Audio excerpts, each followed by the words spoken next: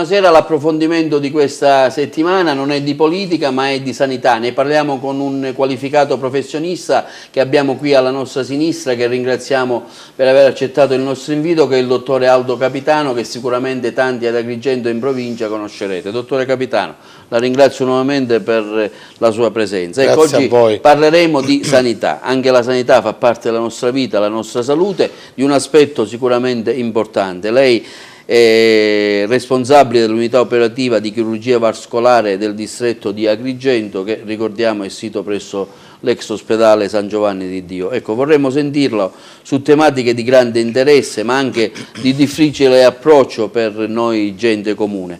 Ecco, intanto, dottore Capitano, con parole semplici spieghiamo di cosa si occupa la chirurgia vascolare. Lei è specialista in chirurgia vascolare, ripetiamolo, presso l'ASP di Agrigento. Ecco, con parole semplici, di cosa si occupa questa sua specializzazione? La chirurgia vascolare è una specializzazione molto ampia perché interessa lo studio dei distretti circolatori sia arteriosi che venosi che linfatici.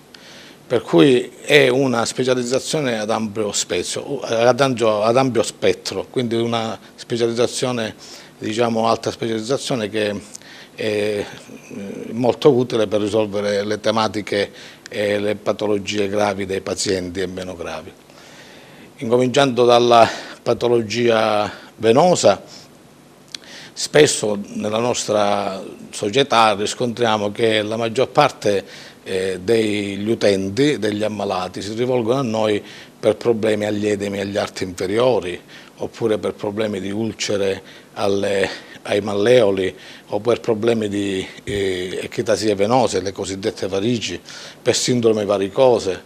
E si rivolgono a noi perché questa patologia risente di determinati fattori di rischio: la vita sedentaria, l'obesità, il sovrappeso, il fatto di stare molto a lungo all'impiedi o seduti per molto tempo, colpi di tosse oppure la stitichezza, la stipsi, le gravidanze e così via. Questi diciamo fattori che possono determinare le malattie venose, le malattie varicose, creano dei danni non indifferenti alla salute della donna ma anche degli uomini, più della donna. Hanno un'alta incidenza epidemiologica e soprattutto nei periodi del caldo la sofferenza si acuisce maggiormente.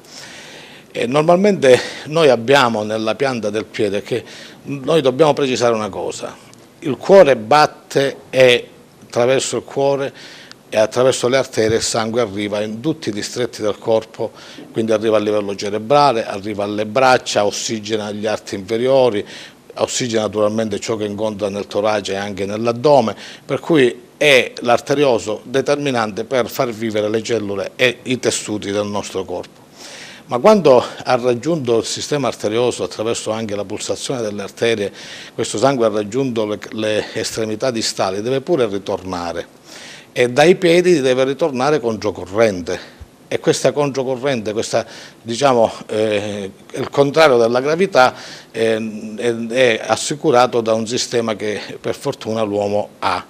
Nella pianta del piede una ricca rete di vene, la cosiddetta suola venosa di Legras, permette di poter essere spremuta ad ogni passo, quindi il piede che è schiacciato al suolo viene a spremere la suola venosa di Legras, il sangue sale attraverso la vena safena e quindi ritorna normalmente al circolo, diciamo, centrale, il circolo cardiaco.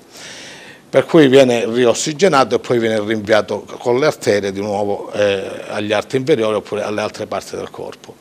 Quindi questo, diciamo, sistema venoso assicurato dalla suola venosa di Legras permette, con lo schiacciamento del piede al suolo, di avere questa spremitura di sangue, e questo sangue che arriva alla caviglia. Dalla caviglia poi questo sangue, attraverso i muscoli del polpaccio, che vengono messi in contrazione durante la deambulazione, viene spremuto e il sangue arriva verso l'alto. Bisogna certamente assicurare che questo sangue non torni indietro mentre fa la risalita. Come fa a non tornare indietro? Noi abbiamo per fortuna nella parete venosa, consideriamo nelle mie mani la parete venosa, delle valvole che vengono a aprirsi quando il sangue deve salire, e quindi quando spremiamo il piede al suolo e la suola venosa di Legias viene a essere spremuta, il sangue sale verso l'alto attraverso la pompa muscolare che sarebbe il cuore periferico. Quindi quando il sangue sale le valvole si aprono, quando il sangue è già salito si chiudono subito dopo il rilasciamento muscolare, dopo che il piede si è rilasciato dal suolo, per cui non consente il funzionamento della valvola e il ritorno del sangue verso il basso nuovamente, quindi controgravità.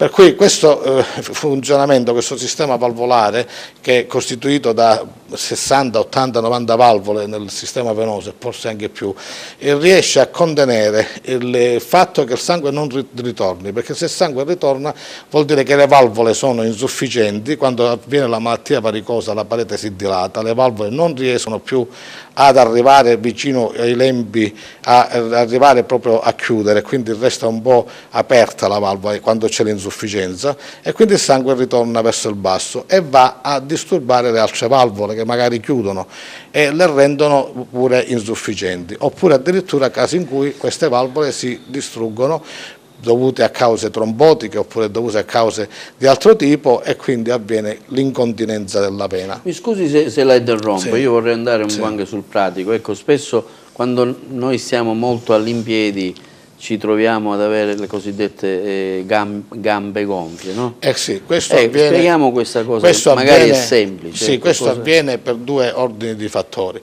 Intanto il circolo venoso viene a essere sovraccaricato e non ha la possibilità di ritornare, perché il circolo venoso, ripeto, ritorna attraverso la deambulazione, attraverso questo schiacciamento della suola venosa di Legias, la spremutura dei muscoli della sura, dei muscoli del polpaccio che rappresentano il cuore periferico, quindi danno questa spinta del sangue verso l'alto, le valvole delle vene che chiudono e aprono, e quindi questo sistema è assicurato. Quando uno sta all'impiede, naturalmente il sangue che va attraverso i vasi più piccoli, i vasi si accumula molto e il piede tende all'edema, tende al gonfiore, assieme ai vasi linfatici.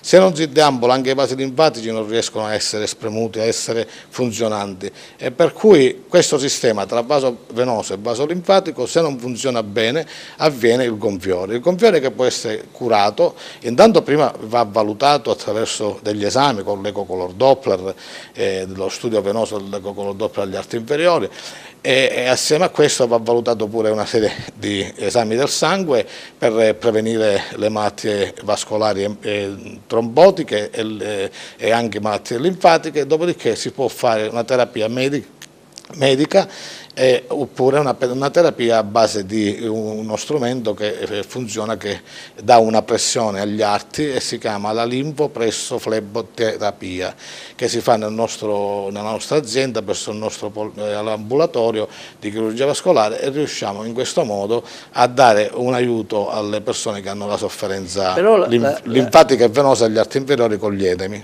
La stanchezza si avverte anche quando uno è seduto, quando uno sta molto seduto, anche lì è un fattore negativo, no? Sì, lei pensi che il nostro circolo venoso deve stare a deambulare oppure deve stare coricato. Il riposo coricato, stare quindi in decubito, è più importante di stare seduti, perché quando si sta seduti sia le arterie che le vene vengono a essere piegate in due punti.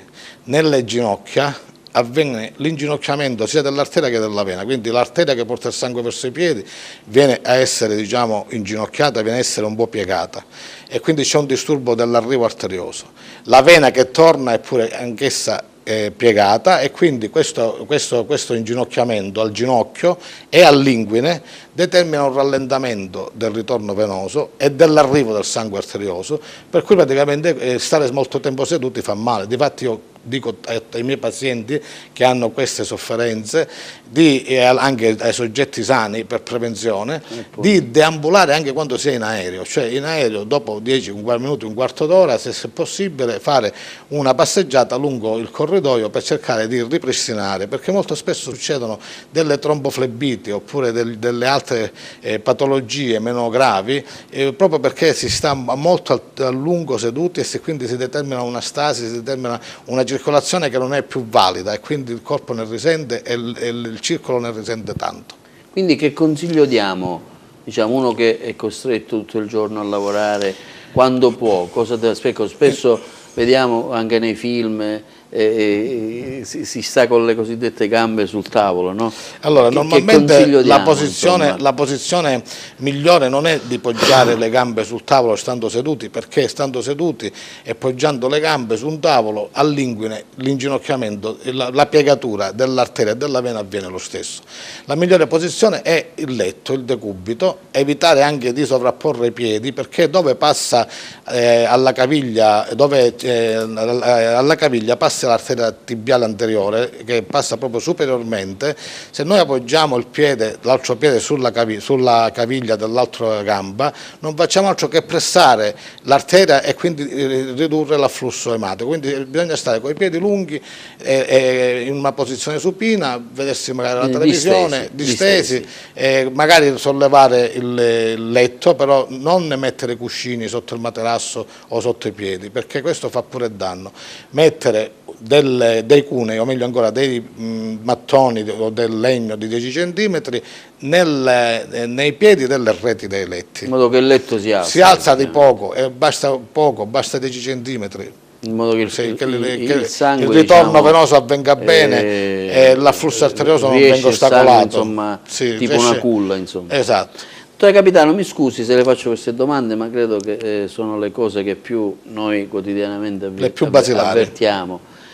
Spesso quando uno magari lavora o sta molto tempo fermo, avviene un certo addormentamento, si addormentano le mani o le gambe, si avverte un certo formicolio. Ecco, anche lì cos'è? Un sintomo? Quello è un sintomo certo di stasi, quindi bisogna mettere in circolazione, ecco, cosa bisogna il sangue, fare bisogna muoversi. Avverte queste cose. Io lavoro tutta la giornata o seduto o fermo all'impiedi e quindi accumulo molto e quindi posso avere pure queste sofferenze. Di solito mi muovo dentro la stanza, faccio dei passi, faccio diciamo con la scusa che devo prendere qualche cosa, mi allontano dal posto da dove mi trovo, faccio 10-15 passi, ritorno indietro e questo agevola un po', aiuta un po', tende a mettere intermittenza a quella che è la stasi venosa o nel problema circolatorio. Invece spesso avvertiamo i cosiddetti crampi.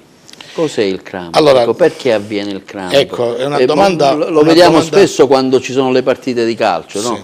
Però spesso succede anche quella è un'altra cosa. Il crampo della partita di calcio è dovuto all'aumento dell'acido lattico, perché quando si fa molta attività fisica il calciatore crea produzione di acido lattico e questo acido lattico dà dolore al muscolo e quella è un'altra cosa. Il crampo invece che avviene a un soggetto che non fa attività sportiva quotidianamente può essere determinato da diversi fattori. È lì che va fatta una diagnosi differenziale, perché il crampo può essere di origine venosa, perché c'è un po' di stasi e quindi c'è un aumento di anidride carbonica che determina quel crampo che al polpaccio è solito notare durante la fase notturna, mentre uno dorme oppure mentre sta riposando ed è nello stato di quiete. Ma ci può essere pure il crampo che avviene durante la deambulazione. Allora bisogna fare differenza se è un crampo arterioso o un crampo di natura venosa, circolatorio arterioso o circolatorio venoso. E questa va fatta in base al fatto che al paziente vanno fatte delle domande, va visitato, si deve controllare se ha delle patologie nell'ambito arterioso e quindi si deve stabilire se quel crampo è dovuto alla deambulazione, quindi si ha mancanza di ossigeno e siccome l'arteria è ammalata arriva meno ossigeno al muscolo del polpaccio e il paziente è costretto a fermarsi per qualche secondo o per qualche minuto e questo si chiama claudicatio intermittens, cioè significa che ad intermittenza dopo alcuni metri è costretto a fermarsi perché non arriva bene l'ossigeno. Allora, per poter fare diagnosi differenziali si deve chiedere al paziente se il crampo avviene durante la deambulazione o durante il riposo. Se avviene durante il riposo normalmente è venoso, oppure questi crampi vengono spesso confusi con una patologia osteoarticolare. Un medico deve essere attento, deve tutelare la salute del paziente e deve tenerselo come una cosa cara, una cosa sacra. Il paziente deve avere fiducia al medico e quindi se va da un medico ci va perché crede nella sua professionalità e si deve dare tutto noi stessi per cercare di dare la possibilità al paziente che possa essere sereno e sicuro di essere apprezzato e curato. E allora, a mio giudizio, bisogna stare attenti a fare diagnosi, perché spesso, per esempio, una artrosi lombosacrale e quindi una discopatia lombosacrale, un cosiddetto piccola ernia, una piccola protrusione, può determinare un bulging, per esempio, può determinare o un'ernia già estesa, può determinare una compressione vicino al midollo spinale, per cui il midollo spinale, siccome è tutto apparato nervoso, apparato neurologico che trasmette i nervi alla periferia, se avviene questa compressione, questo schiacciamento, partono delle sensazioni nervose e quindi il paziente avverte un crampo alla gamba o a polpaccio come se fosse un crampo da ipossigenazione, invece non è da ipossigenazione ma è un crampo dovuto al fatto che si è schiacciato uno dei nervi, per esempio il nervio sciatico. Se la compressione avviene nella parte midollare dove c'è l'uscita del ramo del nervo sciatico, naturalmente questo determina con la compressione il crampo spontaneo. Perché avviene il crampo spontaneo? Perché i nostri nervi sono costituiti come un filo elettrico. Il filo elettrico ha la plastica e dentro ci sono i filamenti elettrici. I filamenti elettrici conducono elettricità e noi dentro questa guaina, che si chiama guaina mielinica come un filo elettrico, che è una specie di sorta di plastica, no? Ma è guaina mielinica, è una sostanza particolare del nostro organismo che fa da isolante. Se noi la comprimiamo però, oppure viene un po' scalfita, andiamo a toccare i fili elettrici e questi fili elettrici ricevono un'informazione che è quella di dare l'impulso al muscolo di ricevere un dolore, e quindi il crampo, il dolore. Invece spesso avviene il crampo sotto nella pianta dei piedi. E questo può essere causato sempre se fa diagnosi differenziale, se abbiamo una patologia venosa, se abbiamo una patologia arteriosa o se una patologia prettamente ortopedica e quindi da nervo sciatico. Noi sappiamo che il nervo sciatico può causare, a secondo il ramo che viene compresso dal nervo sciatico, dolori che possono arrivare nel terzo medio di coscia, oppure possono arrivare al livello del ginocchio, possono superare il ginocchio, quindi al livello della gamba, ma possono arrivare fino al tallone e all'alluce e quindi estendersi anche alle dita dei piedi. E questo bisogna fare un riscontro attraverso una risonanza magnetica, prima con una radiografia, vedere se c'è uno stato di un'artrosi lombosacrale che dà già la disponibilità a preparare lo specialista a richiedere un esame, una risonanza magnetica nucleare per vedere se c'è quella compressione nervosa e poi andare dal fisioterapista e dall'ortopedico. Io avrei altre domande, però prima delle domande vorrei vedere anche qualcosa che lei ha portato, no? Sì. Se la regia ci manda la foto numero 1 relativamente all'ulcera di un moncone. Ecco. Qui siamo in un paziente, ecco, giusto per entrare perché anche l'occhio vuole vivere di immagini. Ecco, questo è un paziente diabetico, un paziente fra l'altro un po' ansioso, molto nervoso, ha una situazione familiare particolare. Io che ho seguito non appena mi è arrivato in queste condizioni, però devo fare un appunto. Spesso i chirurghi vascolari reputano l'amputazione qualcosa di mortificante e reputano l'amputazione, quando proprio non si può più curare l'arto e non si può più intraprendere un intervento né medico né chirurgico, la vedono come una sconfitta e non vogliono rimediare a fare un'amputazione diciamo loro stessi, lo rinviano all'ortopedico, l'ortopedico lo rinvia al chirurgo vascolare, cioè c'è una lotta di competenze, la competenza invece è prettamente vascolare, prettamente del chirurgo vascolare. Potrebbe farlo anche l'ortopedico, però secondo il mio giudizio è il chirurgo vascolare che deve determinare la fine di una gamba, quando una gamba non ci si può più permettersi di fare qualsiasi tipo di intervento chirurgico, anche di microchirurgia. Allora, quando va in necrosi e bisogna purtroppo intervenire in quella fase, che è la fase di amputazione, il chirurgo vascolare, malgrado deve fare un intervento che è diciamo anche un po' scioccante per il chirurgo stesso, ma soprattutto per il paziente, deve farsi forza e deve cercare di garantire al paziente un buon intervento di amputazione, perché intanto l'intervento di amputazione deve essere fatto togliendo un po' di più di moncone, perché se noi pigliamo il moncone e lo lasciamo lungo, succede quello che è successo a questo paziente, che poi mi è stato mandato perché nessuno lo voleva curare, perché ognuno non si voleva prendere la responsabilità, perché il moncone dell'osso era più lungo, sbatteva nella pelle, la pelle è addossata sulla protesi, naturalmente faceva attrito ed è uscita fuori questa ulcera, che fra l'altro è un'ulcera molto complessa, perché è un'ulcera che è poco vascolarizzata, perché questo soggetto ha un diabete insulino dipendente. Comunque, nella visione che voi state vedendo in questo momento, l'ulcera è già in fase di cura, quindi era molto più larga. Siamo riusciti noi nella nostra unità operativa a cercare di risolvere il problema. Abbiamo fatto pure gli interventi di toilette chirurgica, ma anche abbiamo cercato di inserire delle cellule, dei tessuti dello stesso paziente. Abbiamo fatto praticamente degli isolotti di cute, li abbiamo inseriti, abbiamo ricostruito tutto chiudendo l'ulcera, il paziente tuttora vive bene. Abbiamo fatto molta fisioterapia per cercare di dare con i massaggi, ma anche con altri meccanismi che noi adoperiamo nella nostra unità operativa, abbiamo cercato di creare una massa adiposa tra il moncone senza fare intervento chirurgico, in modo tale da creare un ammortizzatore tra la pelle e l'osso. Il paziente adesso può usare tranquillamente, la usa la protesi deambulatoria, cammina normalmente, guida la macchina, non ha problemi, ogni tanto viene a controllarsi. Quindi diciamo l'ulcera gliel'avete guarita? Così, sì, gliel'abbiamo guarita, ecco, come si vede l'abbiamo portata a questo livello, sì.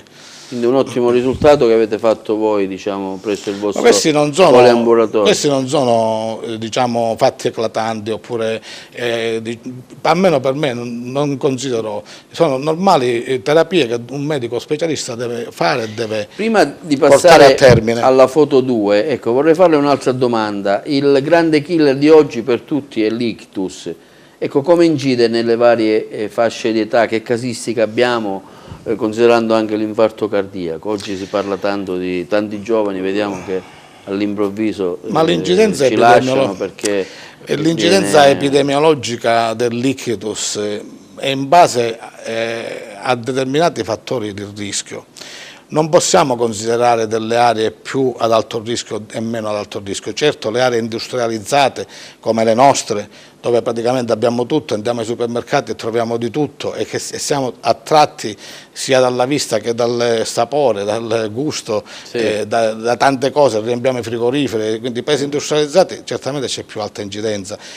Siamo al secondo posto dopo l'infarto cardiaco, mentre nei paesi del mondo non industrializzati siamo al terzo posto. E quindi dove fanno meno uso di sostanze alimentari, perché l'alimentazione è veleno, soprattutto per gli ammalati. Quindi alla base di tutto c'è l'alimentazione. Sì, bisogna seguire, i malati devono seguire correttamente una terapia alimentare. Una terapia alimentare perché non è dieta, non dobbiamo solo fare dimagrire il paziente, ma dobbiamo dare una terapia che è quella alimentare, cioè come se fosse un dosaggio medicamentoso, come se fosse un farmaco, perché il mangiare per i malati, per questi malati, soprattutto i diabetici, soprattutto gli ipertesi, soprattutto coloro i quali hanno il colesterolo alto, i trigliceridi alti, l'alimentazione diventa una terapia. Bisogna mangiare ad orario, cercare di equilibrare il biochimismo, il nostro meccanismo biochimico, il nostro ciclo sonno-veglia, ma anche il nostro ciclo alimentare deve essere regolato, e quindi anche l'orario è molto importante. Altri fattori di rischio dell'ictus? Ce ne sono tantissimi.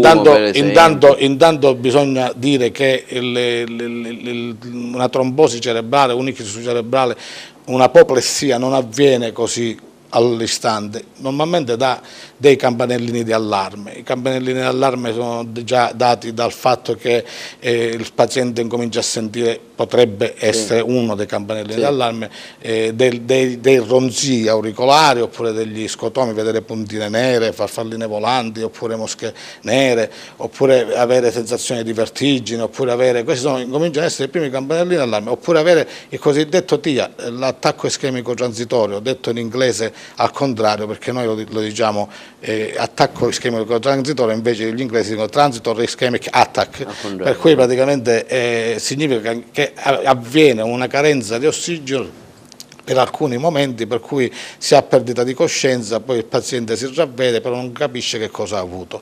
La carenza di memoria, la perdita di concentrazione, sono tanti fattori di rischio però. Il fumo, che è restrittivo in quanto restringe le arterie, soprattutto incomincia dalle arterie più piccole alle arterie più grosse, quindi disturba di più il microcircolo e il grande circolo, ma non bisogna dimenticare che il nostro nemico numero uno delle arterie e delle patologie tromboemboliche e vascolari è considerato l'ormone dello stress, l'adrenalina. L'adrenalina, che è quell'ormone, per spiegarlo, per farlo capire ai nostri telespettatori, è quell'ormone dell'allerta, cioè quando noi stiamo per passare, passa una macchina che ci sta investendo, noi facciamo un atto di impeto e facciamo un passo indietro, spaventati di essere investiti. Questa allerta ce lo dà questo ormone, l'adrenalina, per cui quando siamo ansiosi, quando siamo in trepidazione, in angoscia, questa adrenalina viene immessa in circolo a dosi molto basse, tali da determinare un senso di paura, un senso di angoscia, un senso che è costante nel tempo, che determina fra l'altro vasocostrizione. Il vaso si restringe, vasocostrizione continua, che poi determina una perdita di elasticità della parete dell'arteria, per cui mi determina la patologia arteriosa. Quindi la nicotina, l'adrenalina, la caffeina, la teina contenuta nel tè, la vita sedentaria, l'alimentazione scorretta, l'aumento del colesterolo, l'aumento dei trigliceridi, le aritmie cardiache, le fibrillazioni soprattutto, possono determinare purtroppo le tromboembolie, per cui noi dobbiamo andare soprattutto a studiare tutto ciò che avviene dentro il sangue, ma studiare anche la psiche del paziente, perché se il paziente è un paziente che sta nervoso, bisogna dargli, diciamo, un po' di spiegazione che quel tipo di ansia, quel tipo di nervosismo non fa altro che creare patologie.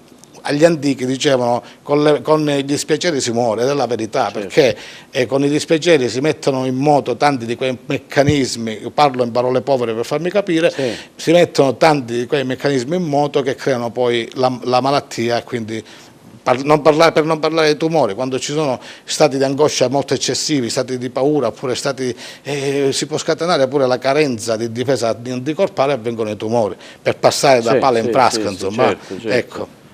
Senta, passiamo ora alla seconda immagine, è un esame ecodoppler venoso.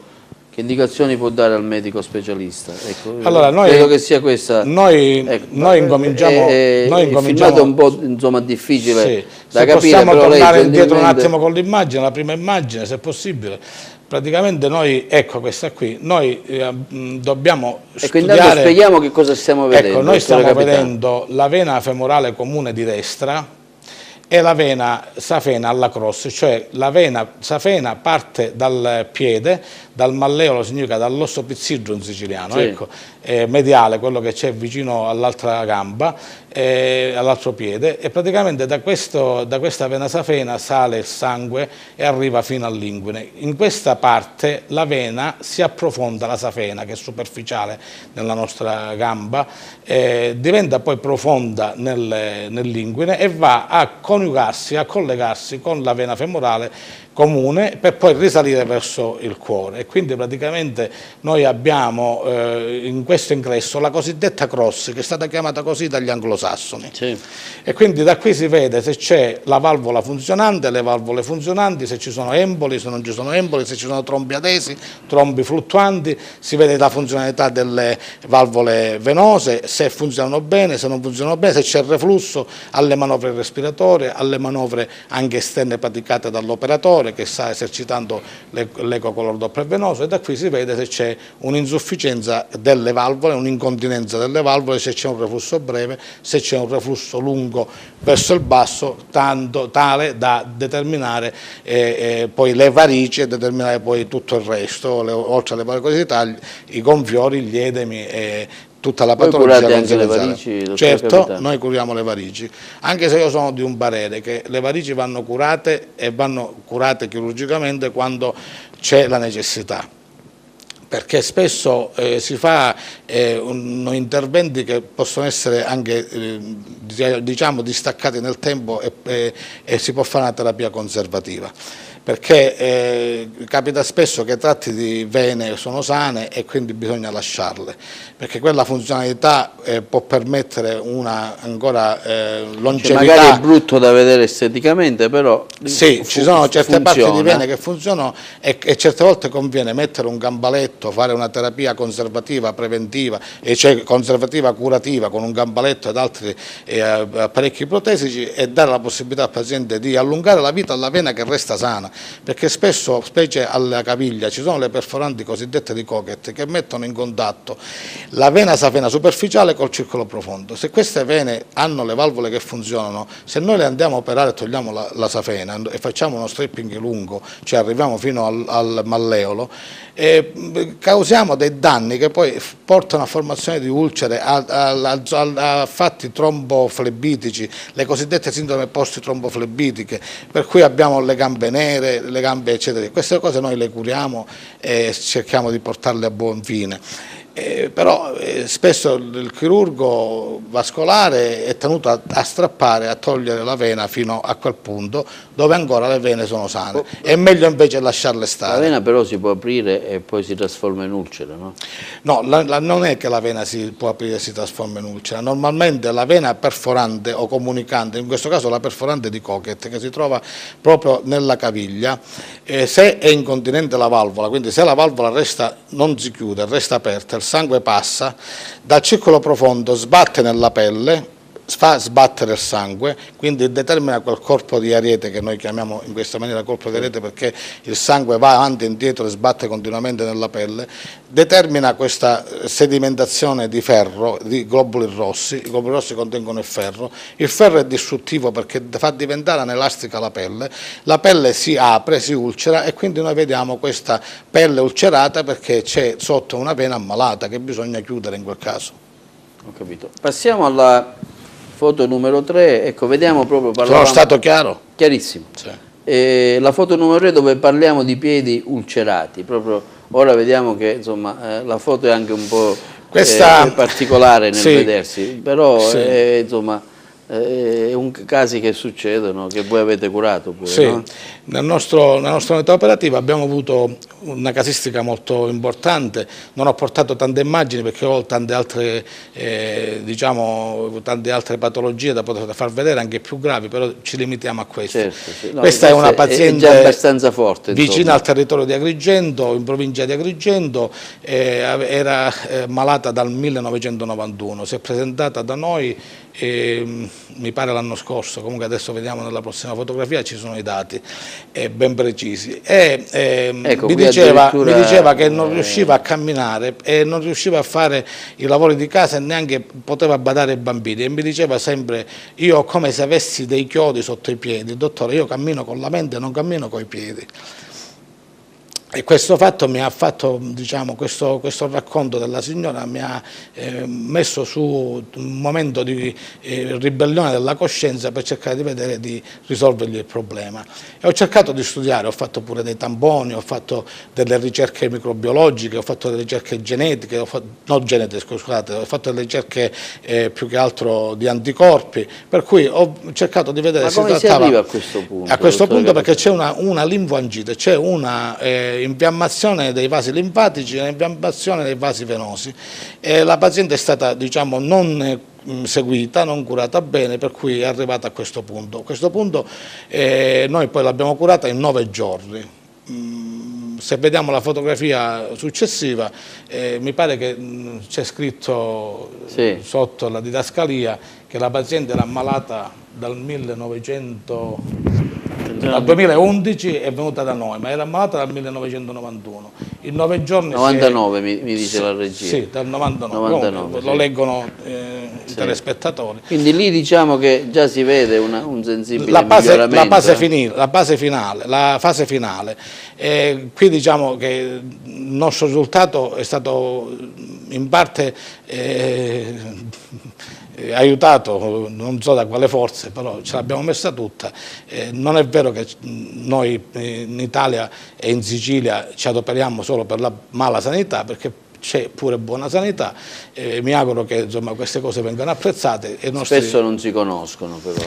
Ma normalmente io non mi piace portare i risultati dei miei lavori, li porto nei convegni e faccio i libri che li tengo per i miei colleghi, specialisti. Quindi la signora ora può camminare, la signora cammina, senza avere più i chiodi nei piedi. Sì, deambola tranquillamente e ogni tanto viene da noi a farsi controllare, perché è giusto che venga monitorata, venga seguita, e speriamo che duri nel tempo. Fino adesso sono passati 2 anni mi pare, quindi diciamo che il risultato è rimasto Dottore definitivo. Capitano, ecco, quanto è importante oggi una visita specialistica in chirurgia vascolare? Che valenza assume nello studio di una malattia di un paziente?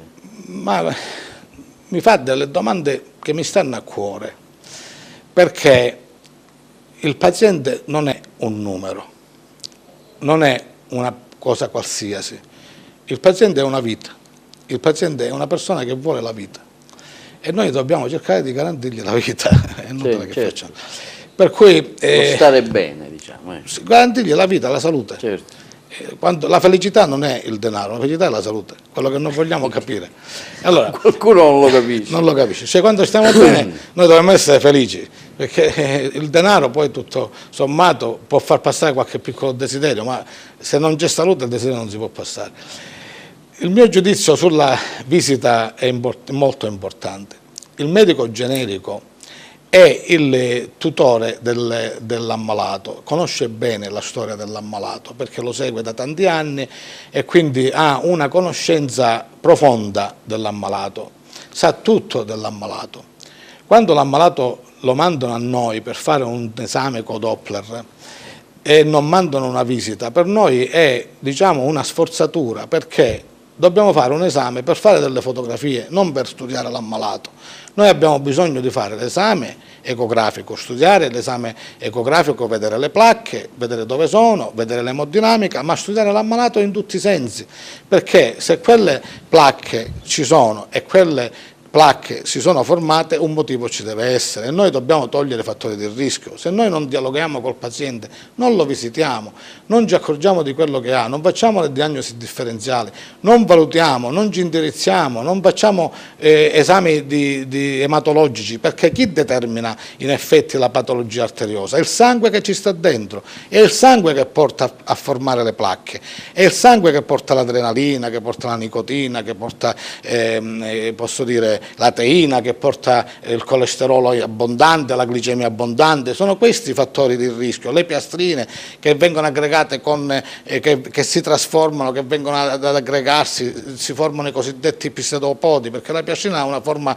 biconvessa. Quando viene attivata da fatti di ansia, di trepidazione o di nervosismo, viene attivata con l'adrenalina, con l'ATP e si trasforma in forma spinosa. Questa forma spinosa la fa aggrappare alla parete dell'arteria e quindi quindi aggrappandosi alla parete dell'arteria costituisce una delle basi per ostacolo per poi andarci sopra sia il colesterolo, sia i globuli rossi e sia anche la fibrina, per cui che è una molecola proteica che tende a far costituire pure la parte centrale di un trombo, per cui è importante studiare il paziente, fare diagnosi differenziale, perché spesso arrivano pazienti che hanno turbe magari che sembrerebbero circolatorie, invece sono delle artrosi cervicali, e io per poter stabilire se quella patologia, devo dare una risposta al paziente.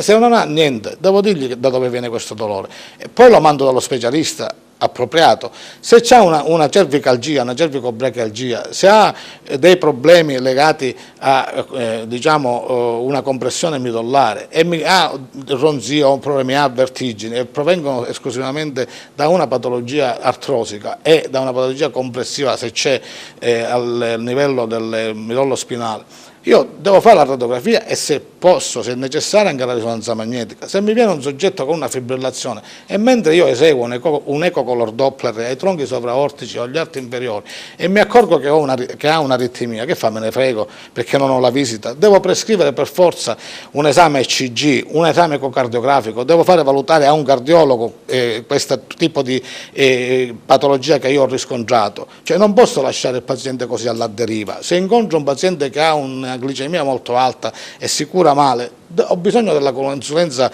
del diabetologo, per cui io devo associarmi con i colleghi specialisti, devo chiedere a loro le consulenze, per cui far mancare la visita specialistica a un chirurgo vascolare è come tagliargli le gambe, cioè non farlo lavorare bene, perché poi il medico generico alla base, se mi aiuta e mi manda pure la visita oltre l'esame strumentale, non fa altro che permettermi di essere in grado di aiutarlo alla sua diagnosi, perché la mia consulenza e poi la sua diagnosi e poi la sua terapia e poi il suo successo col suo paziente, per cui la collaborazione tra lo specialista e il medico generico deve essere fattiva e continua e costante, anzi non ci deve essere un distacco, non ci deve essere una barriera.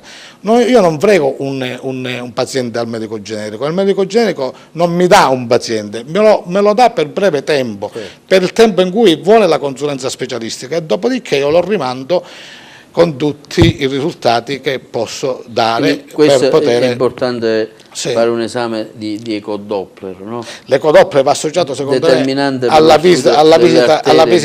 visita medica, perché il professionista si può accorgere per esempio di fatti concomitanti e di concause. Per esempio, spesso io incontro pazienti che hanno problemi vascolari venosi o hanno problemi arteriosi e hanno un arto in dismetria. Che significa? Un attento chirurgo vascolare deve valutare la misurazione degli arti, deve vedere se un arto è più corto o un arto è più lungo. Una grande maggioranza di casistica nel nostro ambulatorio ci ha consentito di poter dire che c'è una grande presenza di dismetria degli arti, o per problemi legati a fatti osteoartrosici o per altri motivi, di patologie diverse. Non sono perfettamente c'è differenza di 1 centimetro, di 1,5 centimetri, e questa differenza va livellata, perché se non livelliamo con un tacchetto in sughero messo nel tallone, il paziente può avere conseguenze in tutta la colonna vertebrale, e spesso vengono scambiate queste patologie che si ripercuotono sulla colonna vertebrale come patologie vascolari. Invece noi le possiamo risolvere con un semplice tacchetto e con una visita ortopedica e un po' di fisioterapia per rimettere tutto a posto quando la situazione non è molto grave o gravissima. Ma quando è all'inizio noi possiamo risolvere il problema e aiutare gli altri specialisti e indirizzare agli altri specialisti di proseguire il lavoro professionale e completare la terapia. Poi abbiamo questo esame ecocolor Doppler arterioso. Sì.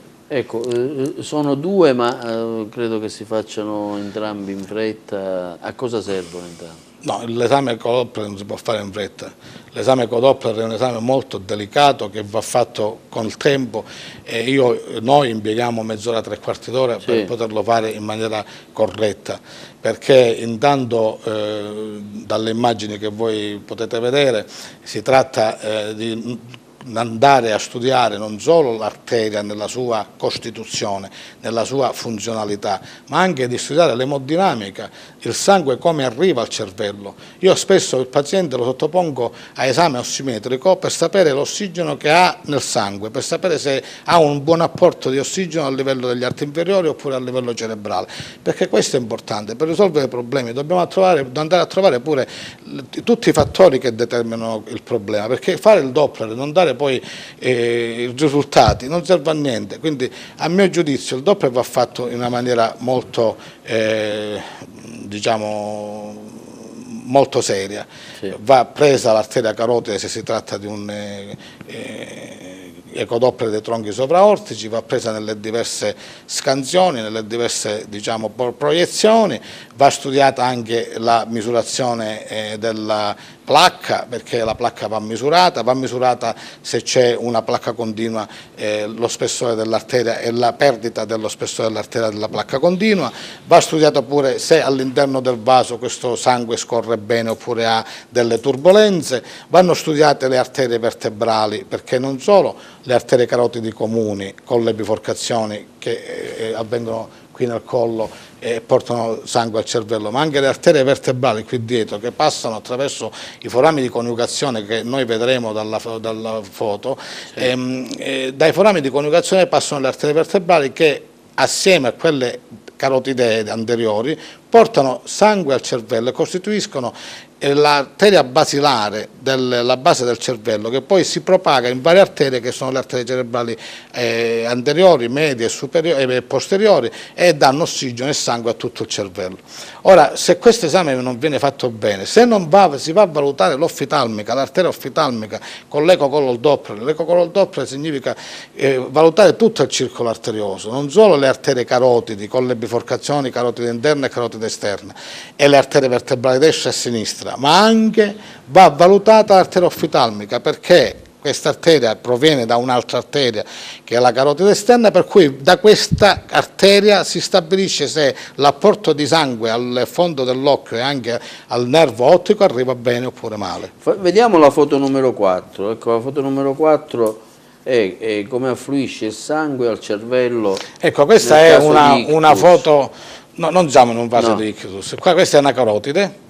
È una carotide di destra, se non sbaglio, non la vedo bene da qui, e noi abbiamo sopra l'immagine e studiamo quindi l'arteria nella sua funzionalità, se il sangue scorre bene, se ci sono placche, se non ci sono placche, e sotto c'è la cosiddetta velocimetria, significa le onde velocimetriche, che nel soggetto sano hanno una conformazione che vedrete nella foto successiva. Sì. Il soggetto sano ha un andamento delle onde che è specifico, che sono delle piccole onde e poi un'onda molto alta che si ripete senza demodulazione. Invece in questo caso noi abbiamo demodulazione, significa che le onde invece di avere una normale conformazione hanno queste diciamo, vicinanze di espressione, di demodulazione tra un picco e l'altro. Ecco, questa parte colorata cos'è, dottore? Allora, questa parte colorata è una turbolenza. È una parte rossa. Sì, avvengono delle turbolenze perché lì ci sono delle placche. E allora il sangue, la sonda lo percepisce in maniera diversa, perché la sonda cosa fa? Capita i globuli rossi passano, e la sonda capita i globuli rossi e quindi capita il sangue. Dove c'è un vortice si vede il giallo o il blu, quindi dove c'è il vortice c'è un impedimento, c'è una placca.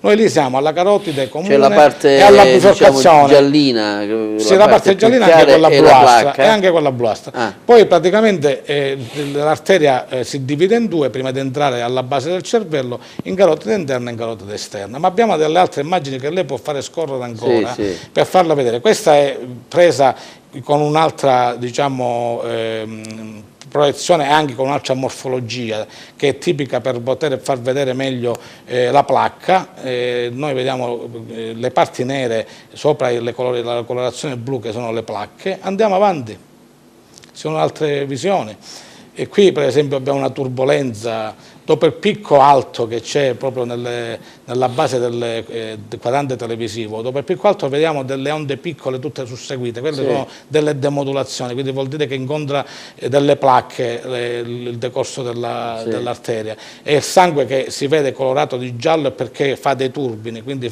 non fa uno scorrimento tranquillo, diciamo, corretto, fa uno scorrimento quasi quasi a turbini, quindi ci sono delle turbolenze. Sono degli impedimenti. Degli impedimenti che sono dovuti alle placche. Questi impedimenti si ripercuotono pure sotto all'esame velocimetrico, cioè all'onde velocimetriche. Noi facciamo un doppio studio, lo studio emodinamico del vaso in se stesso come conformazione, come morfologia, per vedere se c'è presenza di placca o non presenza di placca, ma allo stesso tempo ci dà la possibilità di vedere se ci sono turbolenze o non ci sono turbolenze, se il sangue scorre bene, se è tutto, diciamo, colorato rosso oppure diciamo, distratto da movimenti tortuosi, movimenti, diciamo, di vortici.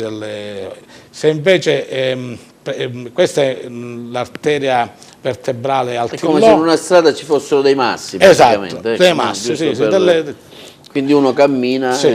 Questa è per esempio l'arteria, questa è l'oftalmica, se non sbaglio, di destra, sì.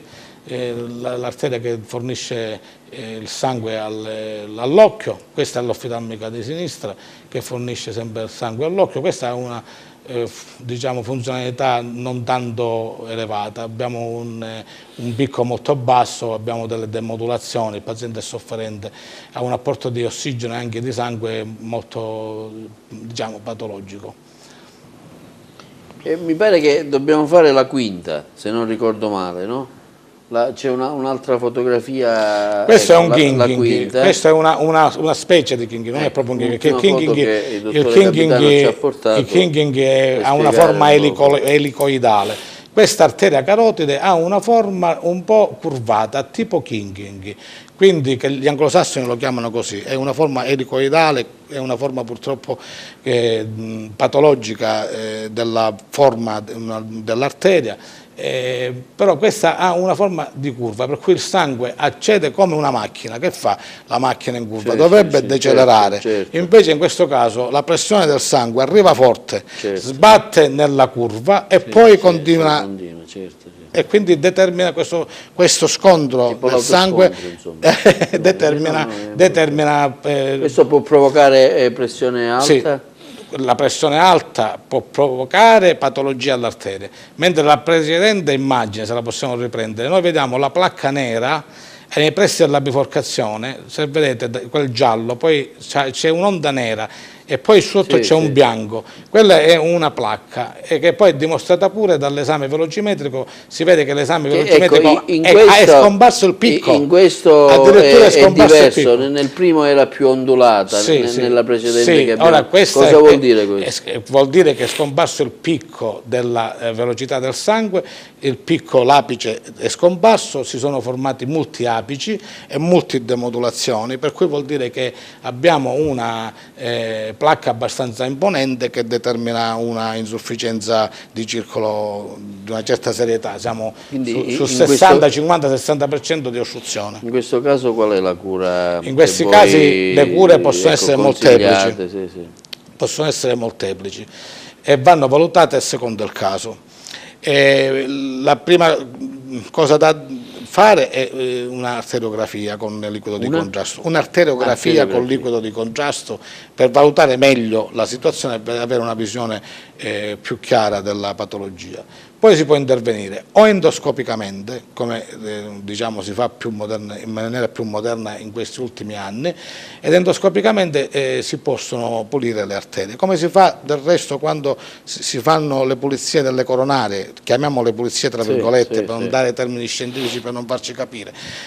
Quando c'è un infarto ci vanno in endoscopia a pulire le arterie, così nelle carotidi si può fare endoscopia e pulire le arterie, noi lo facciamo in ospedale pure si fa, per cui è un intervento che lascia il paziente. Noi lo facciamo presso l'ospedale. Presso l'ospedale. Sì, presso l'ospedale.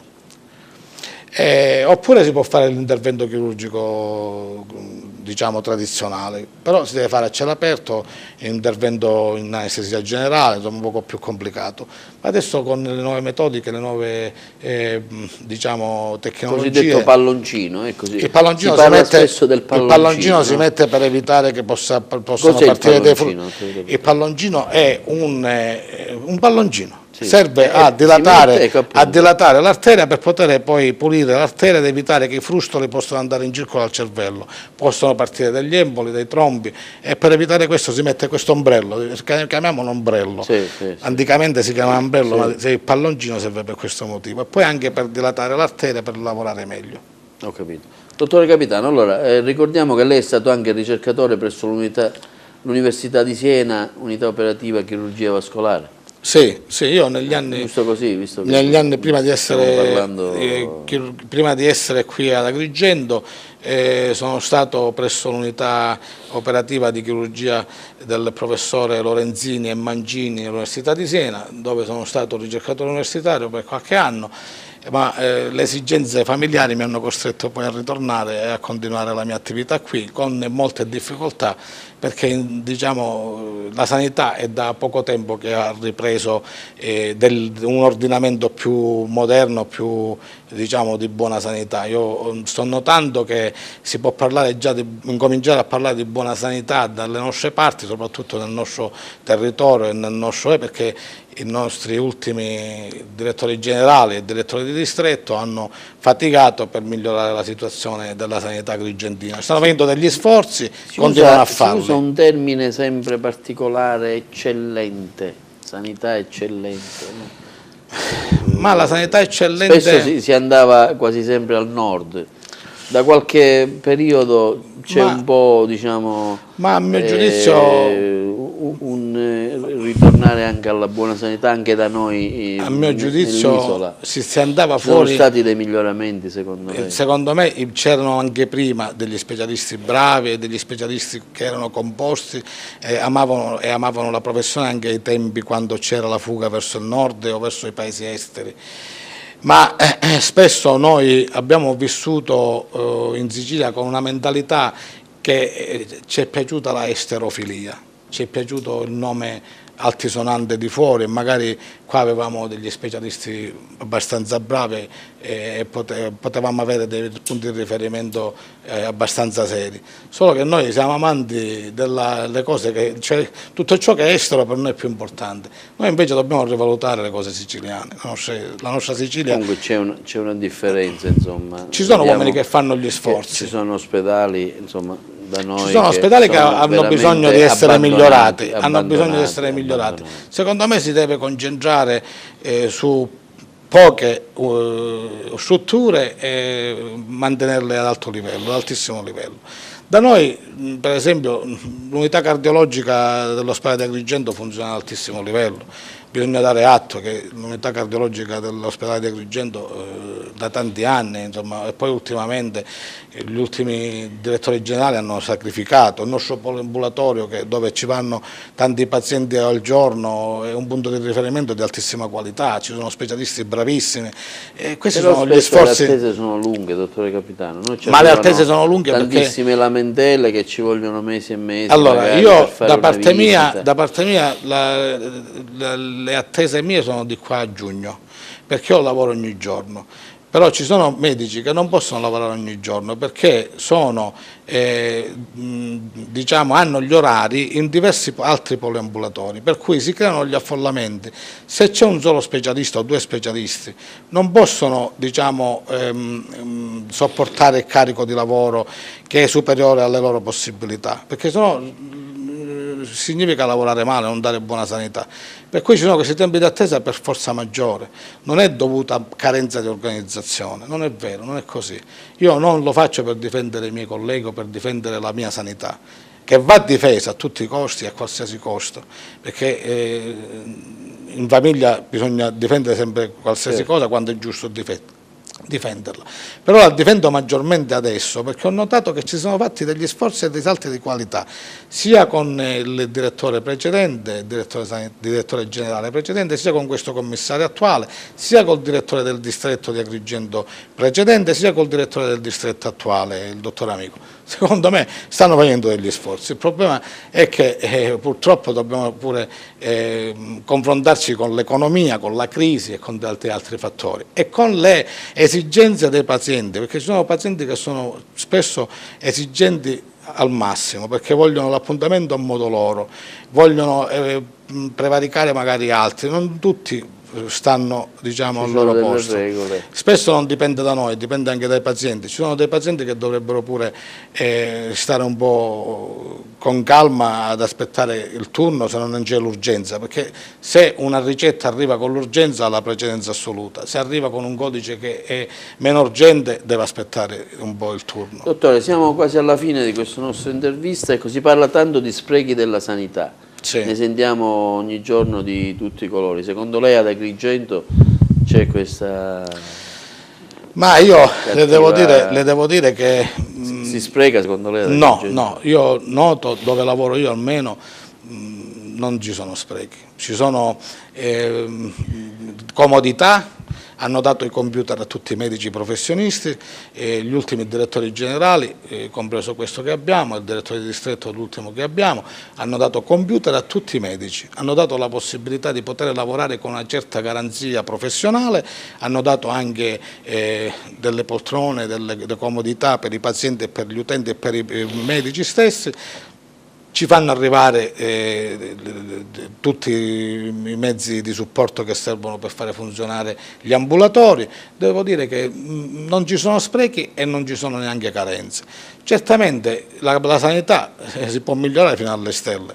Il problema è il costo e adesso siamo in un momento di crisi, fare cose di altissima qualità nel senso di garantire per esempio il bar all'interno di una struttura oppure di garantire la hall elegantissima all'interno della struttura, questo non si può fare perché è un'esagerazione. Meglio contenuti, meglio dare la possibilità ai pazienti di essere curati che il resto che poi è solo estetica. Dottore, chiudiamo questa nostra intervista, la ringraziamo per la sua disponibilità, ricordiamo il dottore Aldo Capitano, specialista in chirurgia presso l'azienda sanitaria provinciale di Agrigento, presso l'ex ospedale San Giovanni di Dio. Ecco, che consiglio dare ai nostri telespettatori, a chi sta male, a chi ha qualche problema, lei come medico, insomma, che consiglio dare? Chiaramente la prevenzione è importante. Allora, la prima cosa che deve fare un paziente deve accedere al medico di fiducia, al medico di medicina generale e ricorrere quando ha un campanello d'allarme presso il medico di fiducia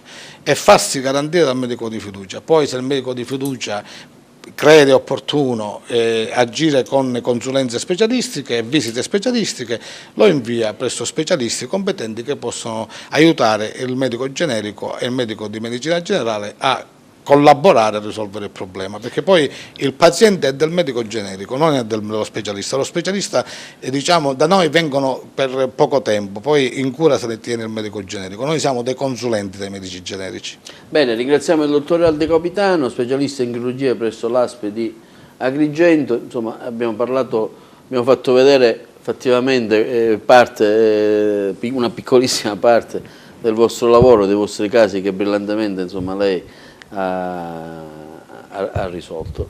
Noi ringraziamo lei chiaramente per la disponibilità, ringraziamo i nostri telespettatori, ricordo sempre Televideo Agrigento e l'ECN 92 in tutta la Sicilia. Grazie ancora dottore Capitano.